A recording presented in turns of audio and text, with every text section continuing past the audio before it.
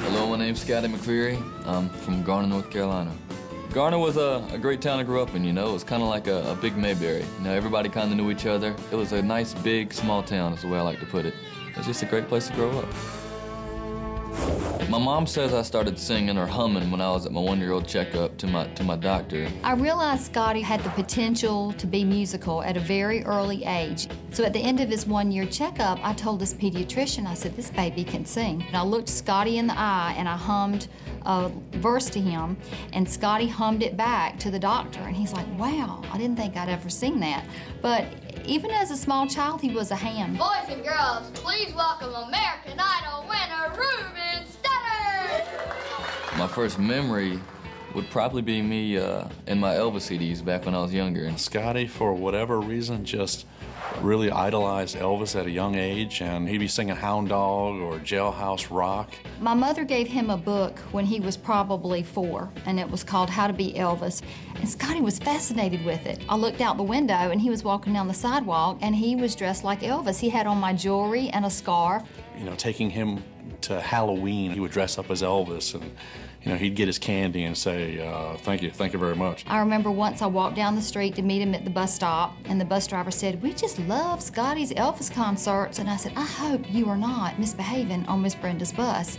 And he was like, no, Mom, she loves it. She asked me to do it. And sometimes I'd have to go out and I'd sing for the kindergarten teachers in the hallways and sing them Good Morning, You Are My Sunshine. So those are my early memories of music.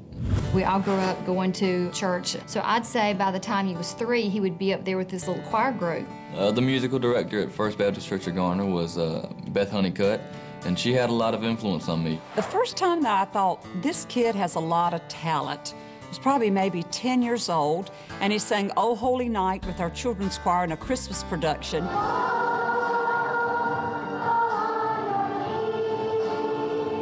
And I thought, wow, this kid really can sing and has a lot of presence. My mother-in-law next to me was blown away, and she said, wow, that was beautiful. So right then, it was kind of like, you know, you kind of knew he had something.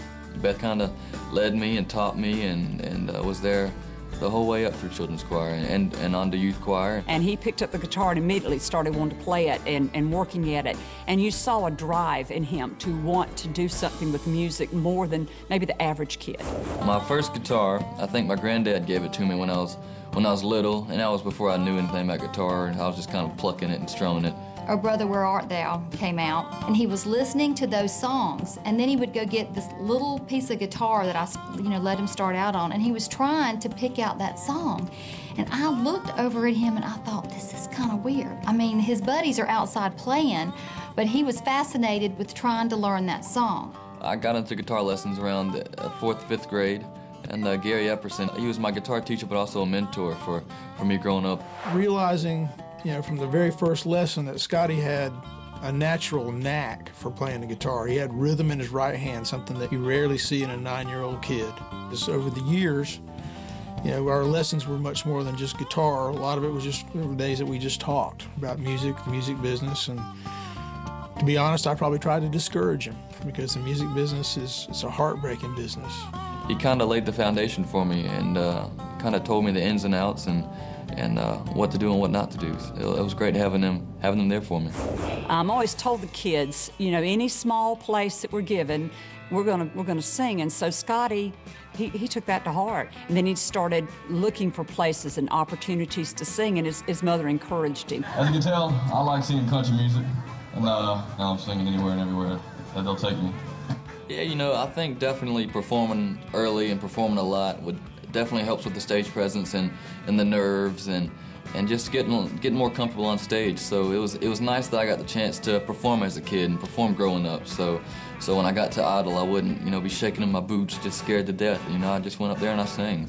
Scotty's voice changed probably 12 or 13. It's like it fell off a cliff one week. We weren't singing country music in that. I can guarantee you that.